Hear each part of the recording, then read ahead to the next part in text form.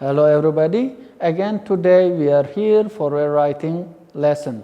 And the topic for writing is an informal email. How to write an informal email. In the past we used to learn when we were small at your age, the younger at your age, that we used to learn about writing letters. But today it is more practical. So we are learning about writing emails. Not much difference in terms of structure. First, we are going to look at an example that we received. Then, as the second step, we are going to try to write a reply to this. And task is, you see, answer this question. What's the question? You are going to spend a weekend with your friend from Scotland called Chris Stewart. Read the email you have just received from Chris and the notes you have made. So we are going to be making notes when reading through the email. Write a reply to Chris using all the notes in red. You should write approximately 150 words. So I prepare my pen in red color. So okay. We have to make notes when we are reading. For example, what does Stu tell? I'm really happy that we'll see each other next weekend. A friend of mine plays in a band and they are going to play a small concert on Friday evening. Would you like to go and see my friend playing with her group? So I can see a question mark here. So that means we need to answer about this. This is number one, right? And let's go to the second paragraph. We need to decide what to do on Saturday. We could either take a trip down the River Clyde in a boat. I'm sure you would love the beautiful scenery, or we could go and see a football match. Can you tell me which activity you would rather go? And another question mark here. Again, I'll mark it as number 2, that when we see a question mark, that means we have to give an answer to the person who wrote it in our email. So, and here's a structure when choosing something, would rather do. And the next paragraph, I wanted to ask your advice about something. I've just started to learn Italian, but I only have 1 hour of lessons every week. Can you give me some advice on how to improve my Italian as quickly as possible? So he wants some suggestions or advice from us here. So number 3, 1, 2, 3 points we have to make in our email. That's important. How many questions asked in the email? We have to reply all of them. Okay? And the last paragraph, just one final thing. You told me in your last message that you have a new skateboard. Could you bring it with you to Scotland? I'd love to have a go on it. Of course, we like sharing, but taking a skateboard all the way to Scotland might be a little difficult.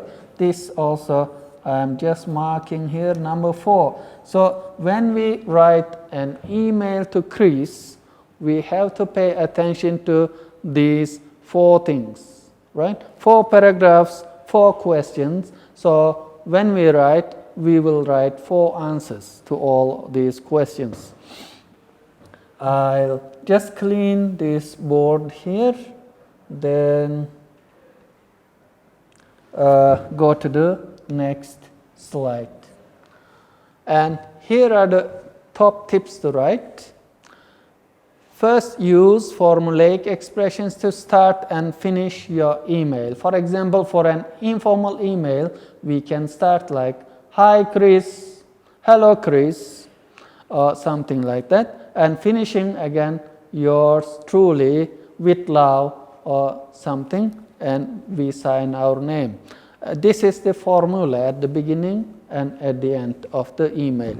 And number 2, I'd rather like other structures to choose something. I'd prefer,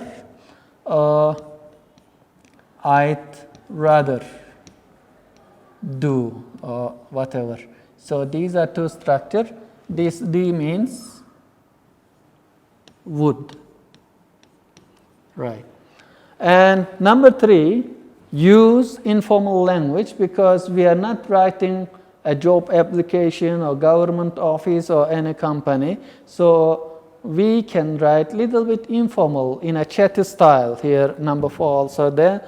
Respond in a friendly and chatty style. So we can do like abbreviations and things in our email we can use, because it is informal, it's a friendly email.